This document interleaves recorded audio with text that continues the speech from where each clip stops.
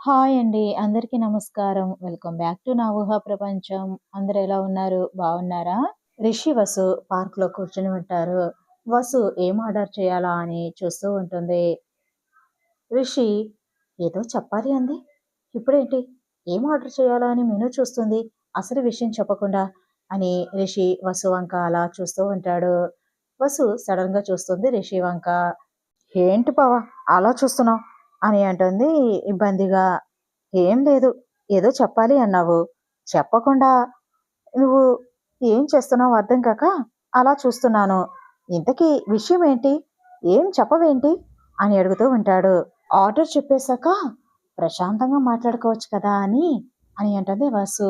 "హ్మ్, సరే కానివ్వు" అని అంటాడు రిషి. అదేంటి బావా, నువ్వేం ఆర్డర్ చేయవా? నువ్వేం తినవా అని అంటుంది వాసు. నీకోసం చాలాసేపు వెయిట్ చేశాను కదా, ఆ వెయిటింగ్లోనే నా కడుపు నిండిపోయింది. నాకేమొద్దు, నువ్వు తిను అని అంటాడు రిషి. ఓ, అర్థమైంది. నీ కడుపు ఎందుకు నిండిందో బాగా అర్థమైంది. వెయిట్ చేసినందుకు అని వంక చెప్తున్నావు కానీ ఇందాక ఒక అమ్మాయితో మాట్లాడావు కదా, ఆ అమ్మాయిని హక్ చేసుకోవడం అన్నీ చూశానులే, అన్ని రికార్డ్ కూడా చేశాను కదా, అందుకు నీకు ఆకలిగా అనిపించడం లేదనమాట అని అంటుంది వాసు. ఏ, ఏం మాట్లాడుతున్నావు? అనవసరంగా ఏవేవో ఆలోచించి బ్రెయిన్ని పాడు చేసుకోకు అని అంటాడు రిషి. నా బ్రెయిన్ బానే ఉంది బావా, తమరి బ్రెయిన్లో ఏదో జరుగుతుందని అనుమానంగా ఉంది అని అంటుంది వాసు. ఇప్పుడేంటి, నేను తినాలి, నీకు కంపెనీ ఇవ్వాలి, అంతే కదా అని అంటాడు రిషి. అంతే బావా అని అంటుంది వాసు. ఓకే, తింటాను, ఓకేనా అని రిషి మెనూని చేతిలోకి తీసుకుని ఫుడ్ ఆర్డర్ చేస్తాడు.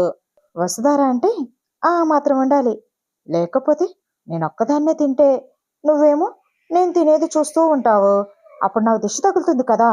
నాకు దిష్టి తగలకుండా ఉండాలంటే నువ్వు కూడా తినాలి కదా. అమ్మయ్య, తింటానన్నావు కదా, ఇప్పుడు ఓకే బావా అని నవ్వుతుంది వాసు. నేను తినను అంటే ఒక్కదానివే తినలేక నన్ను కూడా కంపెనీ కావాలి అని అడుగుతున్నావేమో, తినాలని పట్టుబడుతున్నావేమో అనుకున్నాను.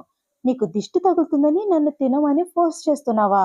రాక్షసివి నువ్వు, మామూలు రాక్షసు కాదు అని అంటాడు రిషి. రిషి అలా అంటూ ఉంటే వాసు మురిసిపోతూ నవ్వుతూ ఉంటుంది. ఏ, నేను అడిగిన దానికి సమాధానం చెప్పు. ఇన్ని రోజులు నేను ఫోన్ చేస్తుంటే లిఫ్ట్ చేయలేదు, అట్లీస్ట్ మెసేజ్ కూడా రిప్లై ఇవ్వలేదు. ఇప్పుడేంటి, నీ అంతటి నువ్వే ఫోన్ చేసి నువ్వే కలుద్దాము అన్నావు. అసలేం జరిగింది? అట్లీస్ట్ ఒక్క మెసేజ్కైనా రిప్లై ఇవ్వాలి అని ఎందుకు అనిపించలేదు? మను కూడా ఎన్నోసార్లు కాల్ చేశాడు కదా, వాడికైనా రిప్లై ఇవ్వచ్చు కదా, మరి వాడికి కూడా రిప్లై ఎందుకు ఇవ్వలేదు? ఫ్రెండ్స్ అంటారు, చిన్నప్పటి నుంచి కలిసే చదువుకున్నారు. ఇదేనా నువ్వు వాడికిచ్చే గౌరవం, వాడి స్నేహానికిచ్చే విలువ? అందుకేనా ఒక్కదానికి కూడా రిప్లై ఇవ్వలేదు అని అడుగుతూ ఉంటాడు రిషి.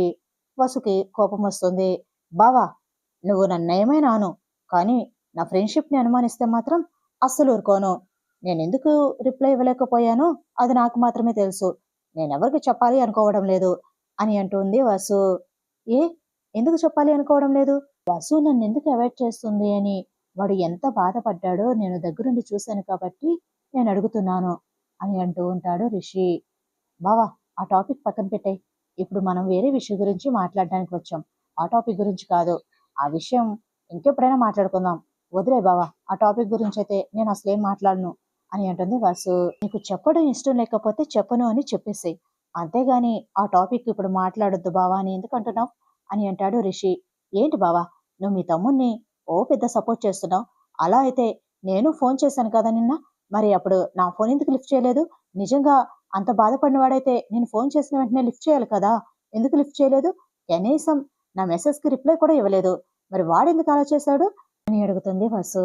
తను ఎన్నిసార్లు చేసినా నువ్వు రిప్లై ఇవ్వలేదు కదా, ఆ పెయిన్ ఏంటో నీకు కూడా తెలియాలి కదా, అందుకే లిఫ్ట్ చేయలేదేమో, వాడి సైడ్ నుంచి ఎందుకు ఆలోచించకూడదు అని అంటాడు రిషి. "హ్మ్, తమ్ముడు గారిని బాగానే అర్థం చేసుకున్నారు, థ్యాంక్స్" అని అంటుంది వాసు. నేనంతే, అందరినీ అలానే అర్థం చేసుకుంటా అని అంటాడు రిషి. ఒక్క నన్ను తప్ప అందరినీ అర్థం చేసుకుంటావు అని అనుకుంటూ ఉంటుంది మనసులో వాసు. సరే బావా, ఆ విషయం గురించి మనం ఎప్పుడైనా గొడవ పడొచ్చు, కానీ అంతకన్నా ముఖ్యమైన విషయం ఇంకోటి ఉంది, ఇప్పుడు ఆ విషయం గురించి ఆలోచించాలి అని అంటుంది వాసు. అంతకన్నా ముఖ్యమైన విషయమా? ఏంటది? దేని గురించి అని అడుగుతాడు రిషి. బావా, నేను చెప్పేది జాగ్రత్తగా విను. మరి ముఖ్యంగా నువ్వు నాకొక మాట ఇవ్వాలి అని అంటుంది వాసు. మాట? అదేంటి అని అంటాడు. బావా, నువ్వు ఒక పని చేయాలి, ఖచ్చితంగా చేయాలి. ఆ పని చేస్తాను అని నాకు మాటివ్వు అని అంటుంది. ఏం చేయాలో చెప్పకుండా మాటివ్వు అంటే ఎలా ఇవ్వాలి? ఏం చేయాలో చెప్పు, అప్పుడు మాటిస్తాను అని అంటాడు రిషి. లేదు బావా, నేను చెప్తే నువ్వు చేయవు, అందుకే నువ్వు ముందు మాటిస్తే అప్పుడు చెప్తాను, లేకపోతే ఈ డీల్ నేను ఇంకా ఎవరితోనైనా మాట్లాడతాను అని అంటుంది వాసు. ఏ, డీలా? అసలు ఏం చేస్తున్నావు నువ్వు? డీల్ ఏంటి అని అడుగుతాడు. డీల్ అంటే ఒక చిన్న ఫేవర్ చేయాలి, అదే డీల్ అని అంటుంది. సరే, నేను చేస్తాను, చెప్పు ఏం చేయాలి అని అడుగుతాడు. బావా, నువ్వు ఒకరిని కొట్టాలి. ఇదిగో ఒక ఫోటో చూపిస్తాను, ఆ వ్యక్తిని కొట్టాలి అని అంటుంది. రిషి ఆశ్చర్యపోతాడు. కొట్టాలా? కొట్టడం ఏంటి? అతనెవరు? ఎందుకు కొట్టాలి? ఏం చేశాడని కొట్టాలి? ఇవేమీ తెలియకుండా కొట్టు అంటే ఎలా కొట్టేస్తారు అని అంటాడు. అతని పేరు శివ. ఇదిగో అతని ఫేస్ ఇలా ఉంటుంది అని తన ఫోన్లో ఉన్న ఫోటోని చూపిస్తుంది. వసు, నువ్వేమైనా డాన్ అనుకుంటున్నావా? డీలింగ్స్ అంటున్నావు, కొట్టాలి అంటున్నావు, ఏమేమో చేస్తున్నావు. అసలు ఏం చేస్తున్నావు నువ్వు అని అడుగుతూ ఉంటాడు రిషి. బావా, నువ్వు కొడతావా కొట్టవా చెప్పు, నేను వేరే రౌడీలతో మాట్లాడి అతను కొట్టిస్తాను, నువ్వు కొట్టనంటే చెప్పు, నువ్వేదో హెల్ప్ చేస్తావేమో అనుకున్నాను అని అంటుంది వాసు. అసలేం చేశాడు? నిన్నేమైనా ఇబ్బంది పెట్టాడా, ఏడిపించాడా అని అడుగుతాడు. లేదు బావా, నన్నేం చేయలేదు అని అంటుంది వాసు. మరి తనని ఎందుకు కొట్టాలి, ఎందుకు కొట్టించాలి అనుకుంటున్నావు అని అడుగుతాడు. ఈ విషయం నువ్వు మనుతో చెప్పకూడదు అని అంటుంది వాసు. మనువాడు ఏమన్నా శత్రువులా అని అడుగుతాడు రిషి. లేదు బావా అని అంటుంది. మరేంటి వాసు, అసలు నాకేం అర్థం కావడం లేదు, నువ్వేం చేస్తున్నావు అని అంటాడు. బావా, అతను ఏంజెల్ బావ. అతను ఈ మధ్యనే వాళ్ళ ఇంటికి వచ్చాడు. వాళ్ళ అమ్మా నాన్న దగ్గర మంచిగానే ఉంటాడు, కానీ ఏంజిల్తో మాత్రం బ్యాడ్గా బిహేవ్ చేస్తూ ఉంటాడంట. చాలా ఇరిటేటింగ్ చేస్తూ ఉంటాడంట. పాపం ఏంజిల్ చాలా ఏడ్చింది. అతని గురించి ఇంట్లో చెప్పాలి అన్నా భయపడుతుంది. ఎందుకంటే అతను అంత మంచిగా నటిస్తాడు కాబట్టి. పాపం ఏం చేయాలో ఏంజిల్కి అర్థం కావడం లేదు. ఈ విషయం మనుకి చెప్తే మను ఆవేశంగా అబ్బాయిని ఏమైనా చేస్తాడేమో అని నీకు చెప్తున్నాను బావా. నువ్వు అతన్ని తెలియకుండానే కొట్టాలి బావా, అప్పుడే వాడికి బుద్ధి వస్తుంది అని అంటుంది వాసు. ఇలాంటి ప్రాబ్లమ్స్కి కొడితే బుద్ధి వచ్చేస్తుందా అని అంటాడు రిషి నవ్వుతూ. ఏంటి బావా నవ్వుతున్నావు? నీకు నవ్వులాటుగా ఉందా? ఏంజిల్ ఎంత ఫీల్ అవుతుందో నీకు అర్థం కాదు, ఎందుకంటే నువ్వు కూడా ఒక మగవాడివే కదా. ఒక ఆడపిల్లగా ఆ బాధ నాకే అర్థమవుతుంది. ఛ, అనవసరంగా నీ హెల్ప్ అడిగాను, నేను ఏదో ఒకటి చేసి వాణ్ణి కొట్టిస్తాను అని అంటుంది వాసు. రిషికి కోపం వస్తుంది. నీ ఫ్రెండ్కి హెల్ప్ చేయాలి అని నువ్వు ఏదేదో ఆలోచించేస్తున్నావు, పర్ఫెక్ట్గా ఆలోచించట్లేదు. అందుకే నీ అమాయకత్వాన్ని చూసి నవ్వొచ్చింది. నవ్వినంత మాత్రాన అర్థం చేసుకోనట్టు కాదు వసు అని అంటాడు రిషి. వసు ఆశ్చర్యంగా చూస్తుంది రిషి వంక. "హ్మ్, నువ్వు ఎవరో తెలియకుండా కొట్టాలి అన్నావు. వాడు చేసే తప్పు వాడికి మాత్రమే తెలుసు, ఎవరికి తెలియదు. అలాంటిది వాణ్ణి కొడితే మాత్రం వాడిలో మార్పు ఎలా వస్తుంది చెప్పు? వాడేం చేస్తున్నాడో, వాడేం తప్పు చేస్తున్నాడో వాడికి తెలిస్తేనే కదా వాడిలో మార్పు వచ్చేది అని అంటాడు రిషి. కరెక్టే, కానీ అలా చేస్తే మళ్ళీ ఏంజిల్కి ప్రాబ్లం వస్తుంది కదా.